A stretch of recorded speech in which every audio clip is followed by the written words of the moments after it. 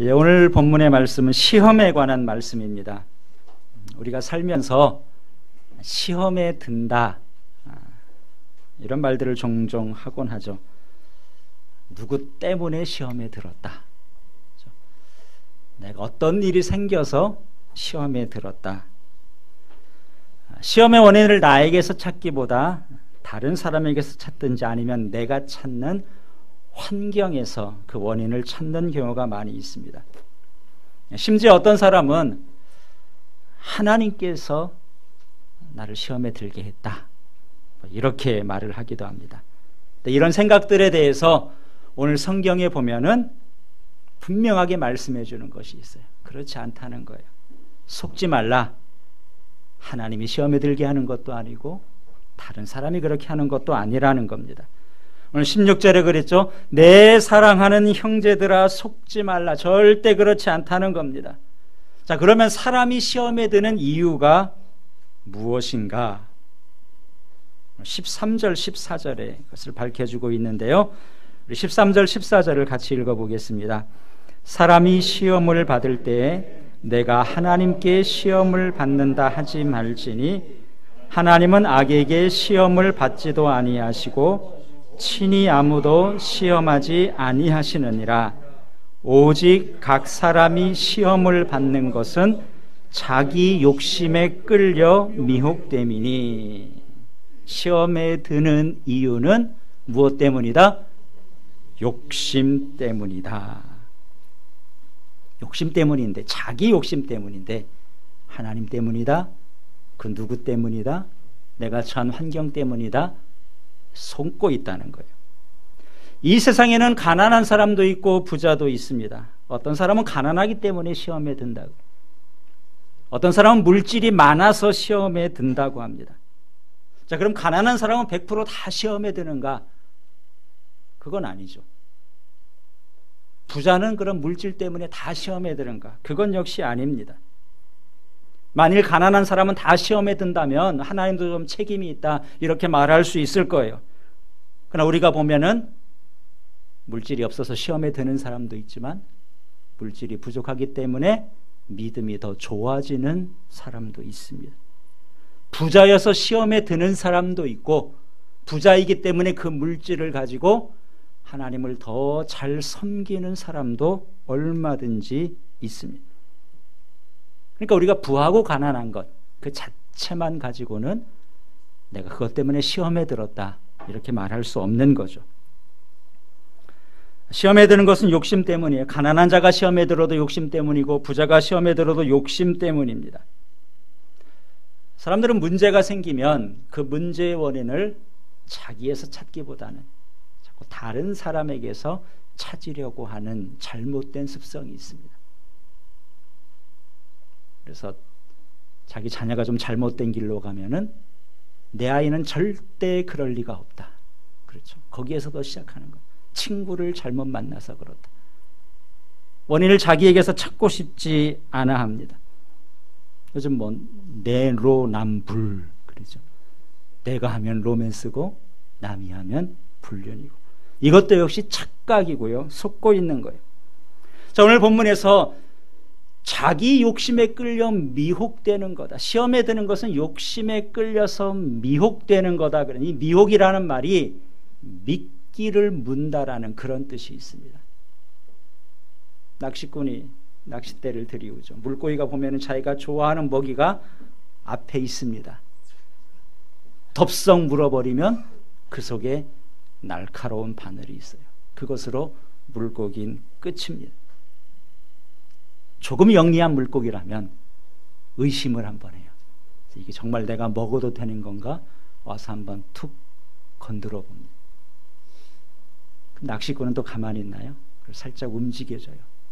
그럼 내가 건드린 게 움직이거든요. 지금 안 먹으면 저거 내가 영영 못 먹겠다. 그래서 물고기가 그 다음에 와서 덥석 물어버리죠. 물고기가 사람의 지혜를 따를 수 없는 겁니다. 이것이 물고기의 한계예요. 그래서 붙잡히는 겁니다. 마귀의 유혹도 이와 비슷하다는 거예요. 마귀가 우리 앞에 미끼를 던져놓습니다. 인간의 본능을 향해서 유혹해요. 세상적인 것으로 유혹을 합니다. 잠시 고민, 이거 내가 붙잡아도 될까? 먹어도 될까? 그 속에 독이 있는 줄 모르고 덥석 물어버리는 경우 있죠. 미끼가 원인인가요? 그렇지 않습니다. 우리의 욕심이 원인이죠. 그래서 우리가 유혹을 당하는 것도 오늘 본문에 보면 단계가 있다는 것. 15절에 보면은 욕심이 잉태한 즉 죄를 낳고 죄가 장성한 즉 사망을 낳는다 그랬습니다. 처음에는 우리 마음 가운데 뭔가를 갖고 싶은, 뭐를 하고 싶은 욕구, 욕심이 생겨요. 그것이 발전하면은 죄로 가게 되고요. 죄가 점점 쌓이다 보면은 결국은 사망에 이르게 된다는 겁니다. 우리가 기본적인 욕망의 단계, 욕구의 단계, 그 자체는 꼭 나쁘다고 할 수 없습니다. 우리의 욕구 가운데 선한 욕구도 얼마든지 있어요. 밥을 먹지 않으면 배고픕니다. 뭔가를 먹고 싶다. 거기까지는 자연스러운 것이고 아무런 문제가 되지 않습니다. 근데 내가 먹고 싶은데 누구의 것을 빼앗아 먹어야 되겠다. 아니 남의 것을 훔쳐서 먹어야 되겠다. 그렇게 되면 그 욕심이 죄로 발전하게 되는 거죠. 우리가 이성을 보면서 참 아름답다, 참 멋지게 생겼다, 여기까지는 자연스러운 거예요. 그러나 그 선을 넘어서면 그것은 죄가 되는 거죠.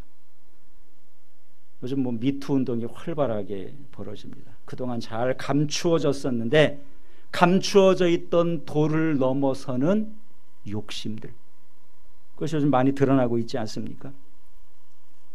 다윗이 왕궁의 지붕을 거닐다가 한 여인이 목욕하는 것을 봤습니다. 아름다워 보였어요. 여기까지는 그럴 수 있어요. 우연히 본 것이고 남편이 있는 여자인지 아닌지 알지를 못합니다. 사람을 보내서 누군지 알아봤어요. 결혼을 하지 않은 여자라면 왕이니까 자기 아내로 또 맞을 수도 있겠죠. 근데 사무엘하 11장 3절에 보면은 다윗이 사람을 보내 그 여인을 알아보게 하였더니 그가 아뢰되 그는 엘리암의 딸이요 햇사람 우리아의 아내 밧세바가 아니니까. 남편이 있는 우리아의 아내 밧세바라는 것을 알게 됐습니다. 그러면 그 자리에서 멈춰야죠. 여기서 멈추지 않으면 죄입니다. 아무리 왕이더라도 거기에서 멈춰 섰어야 되는데 사람을 보내서 데려다가 동침을 했습니다. 임신을 했어요. 이것을 어떻게 무마하기 위해서 전쟁터에 나가 있는 그의 남편을 불러들입니다. 자연스럽게 해결하려고 하는데 그것도 안 돼요. 그 다음에 어떻게 합니까? 요압 장군에게 편지를 써서 보내죠. 최전선에 내몰아서 죽게 하라는 것. 살인 청부를 한 것이나 마찬가지입니다.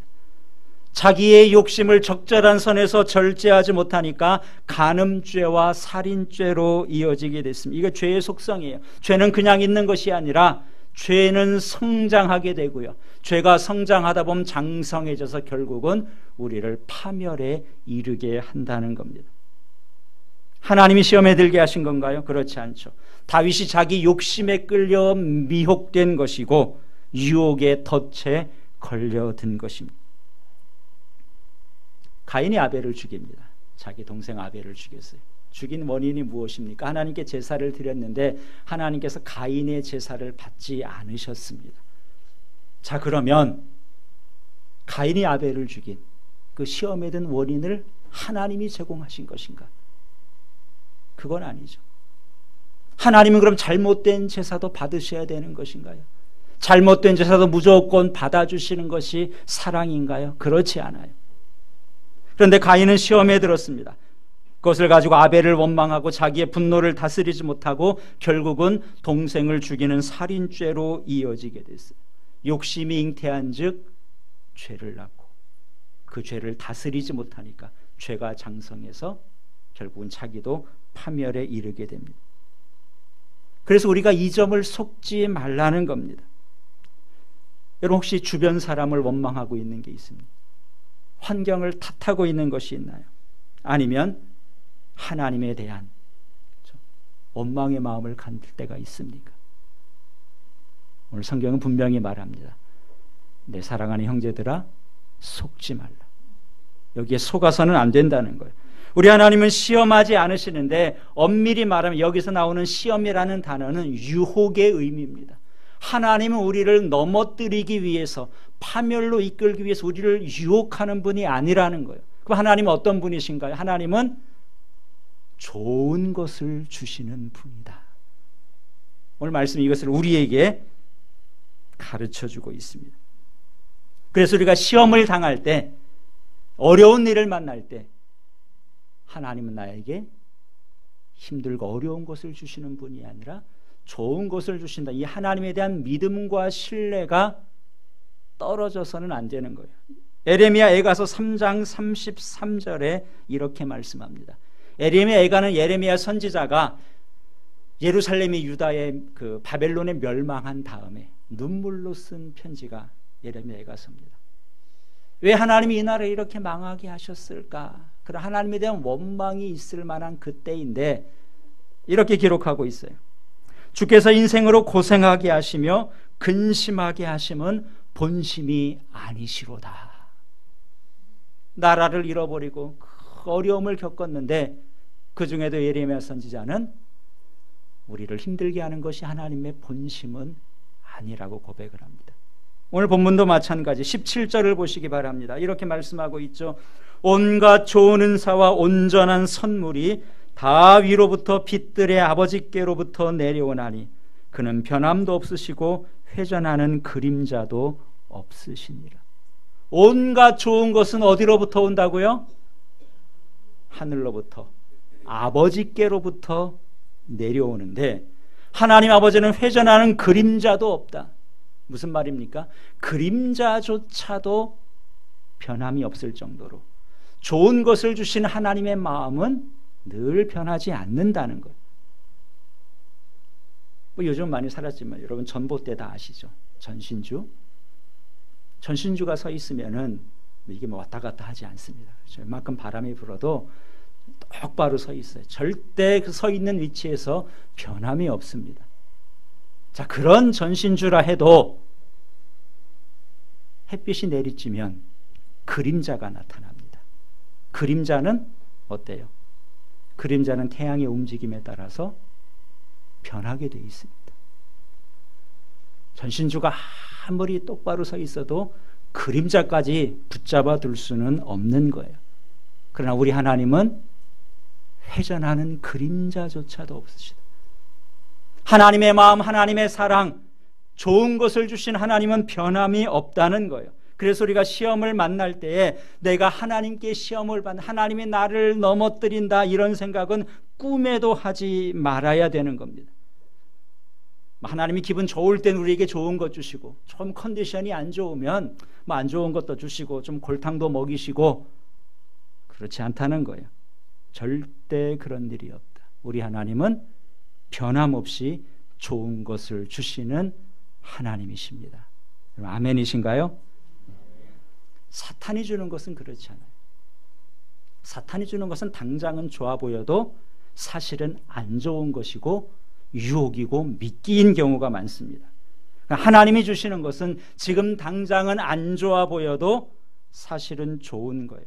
정말 좋은 것은 하나님이 주시는 것이고 하늘로부터 내려오는 것이다. 이런 부모가 자녀에게 많이 줍니다. 부모가 자녀에게 주는 것이 당연히 좋은 거죠. 그렇죠? 부모가 자녀에게 주는 것은 제일 좋은 것을 주는 거예요. 이것을 의심하면은 어리석은 것이죠. 때로는 부모가 좀 엄하게 해도, 강하게 꾸짖는다 그래도 그것 가지고 우리 부모는 나에게 좋은 것을 주시는 분이 아니다, 이렇게 말하면 안 되는 거예요. 누군가 말합니다. 너의 부모는 너를 사랑하지 않는 것 같아. 그런 말 들었다고 해서 흔들린다면 아직도 철이 없는 것이고 부모를 잘 모르는 거예요. 부모가 자녀에게 주는 것은 좋은 것이. 여러분 18절을 보시기 바랍니다. 18절 같이 읽습니다. 그가 그 피조물 중에 우리로 한 첫 열매가 되게 하시려고 자기의 뜻을 따라 진리의 말씀으로 우리를 낳으셨느니라. 하나님께서 우리로 하여금 첫 열매가 되게 하시려고, 가장 좋은 열매가 되게 하시려고 하나님의 뜻으로 진리의 말씀으로 우리를 낳으셨다. 무슨 말입니까? 우리가 하나님의 자녀가 됐다.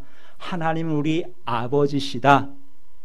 자기 아들을 아끼지 않고 우리를 구원하기 위해서 십자가에까지 내어주셨는데 왜 그 하나님께서 우리에게 좋은 것을 주지 않겠느냐 하는 거죠. 그렇게 사랑하는 자녀인데 왜 하나님께서 우리를 넘어뜨리려는 유혹과 시험을 주겠느냐? 절대 그렇지 않다는 거예요. 아버지가 주시는 것은 좋은 것입니다. 예수님께서 십자가를 앞두셨습니다. 예수님에게도 십자가를 진다는 것은 굉장히 어려운 시험이었어요. 이 문제를 어떻게 해야 좋은가? 예수님께서도 겟세마네 동산에 가셔서 그 문제를 놓고 간절히 기도하셨습니다. 예수님께서 기도를 마치셨을 때 가룟 유다와 로마의 군인들과 대제사장에게 속한 그 하속들이 예수님을 붙잡으러 왔습니다. 많은 사람들이 예수님을 붙잡으러 겟세마네 동산에 왔는데 베드로가 그것을 보고 그때 용기가 났어요. 그래서 칼을 빼들고 휘둘러서 말고라는 사람의 귀를 잘랐습니다. 그때 예수님 뭐라 그러시나요? 내 칼을 칼집에 다시 꽂아라. 그리고 하신 말씀이 아버지께서 주시는 잔을 내가 받지 않겠느냐. 아버지께서 주시는 잔인데 그거 받아야지. 아버지가 자녀에게 주는 잔, 이게 독이 든 잔이겠습니까? 그렇지 않죠. 예수님께서는 아버지를 신뢰하신 겁니다.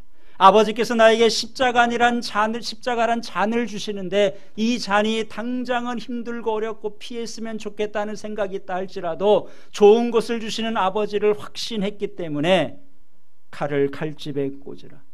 베드로가 아니어도 예수님의 능력으로 그들을 다 물리칠 수 있는 힘이 있었지만 아버지께서 주시는 거라면 좋은 것인 줄 알고 그것을 기꺼이 받으신 겁니다. 그래서 예수님께서는 십자가를 주시는 아버지, 그 하나님에게 시험에 들지 않고 그 시험을 이기고 우리를 구원하시고 승리하신 것이죠. 그래서 우리가 신앙생활할 때 하나님을 아는 것이 참 중요합니다. 그렇지 않습니까? 우리 하나님을 믿는 건데 하나님이 어떤 분이신지 아는 것. 오늘 본문에서는 뭐라 그래요? 좋은 것을 주시는 하나님, 변함없이 좋은 것을 주시는 하나님임을 가르쳐 주십니다. 달란트의 비유를 우리가 잘 알죠. 주인이 한 사람은 5달란트를 주고 한 사람에게는 2달란트, 한 사람에게 1달란트를 줬어요. 5달란트와 2달란트 받은 사람은 가서 장사해서 그만큼을 남겼고요. 1달란트 받은 사람은 땅에 묻었다가 그대로 가지고 왔습니다. 왜 1달란트 받은 사람은 장사하지 않고 그것을 땅에 묻었다가 1달란트 그냥 가지고 왔을까? 성경은 이렇게 말씀하고 있습니다. 1달란트 받았던 자는 와서 이르되 주인이여 당신은 굳은 사람이라 심지 않은 데서 거두고 해치지 않는 데서 모으는 줄을 내가 알았으므로 두려워하여 나가서 당신의 달란트를 땅에 감추어 두었었나이다. 보소서 당신의 것을 가지셨나이다. 그가 하는 말을 보면 그가 주인을 잘 몰랐어요. 주인에 대해서 오해하고 있었습니다. 당신은 굳은 사람이라 이렇게 말하는데 굳은 사람은 무정하고 냉혹하고 엄격하다는 거예요. 주인에 대한 오해죠. 왜 심지 않고 주인은 거두려 하는 거? 누구 좋으라고 내가 장사를 해? 자기 돈이면 자기가 장사를 할 것이지 왜 이걸 나에게 시키나? 이래도 되는 건가? 내가 왜 힘들어 돈 벌어서 주인한테 갖다 줘야 돼? 주인을 오해한 거예요. 그가 지혜로워서 안 한 것이 아니라 주인에 대한 오해였습니다. 또 주인이 두려웠어요. 괜히 장사하다가 손해라도 보면 괜히 싫은 소리 들을 필요가 없지. 땅에 묻어뒀다가 그거 그대로 갖다 준 겁니다. 더 큰 오해가 있어요. 그것은 뭐냐 하면은 그것을 땅에 묻어두고 한 달란트를 그냥 가져다 주면서도 자기가 잘못했다는 생각을 못했습니다. 주인이 아주 엄하게 꾸짖을 때까지는 자기가 잘못했다는 생각을 전혀 하지 않아요. 감추었다가 그대로 가져와서 말하기를 보소서 당신의 것을 가졌나이다. 나에게 하나도 손대지 않았습니다. 원금 그대로 가져왔습니다. 아주 당당하게 갖다 줬어요. 왜 그래요? 주인을 몰랐어요.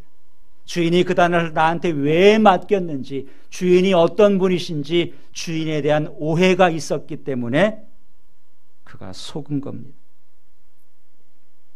주인의 뜻에 순종하는 것이 자기에게 유익인데 그가 착각했죠.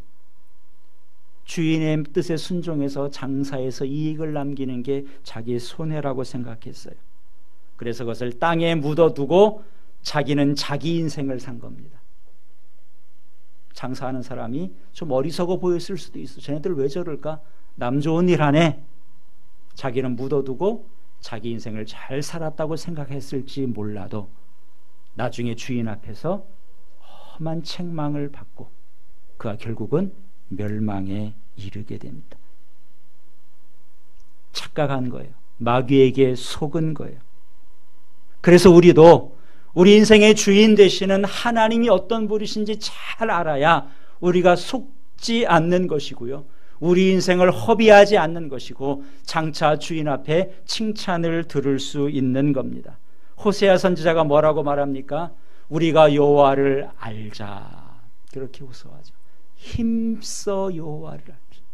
하나님을 알아가는 게 그냥 되지 않는다는 거예요.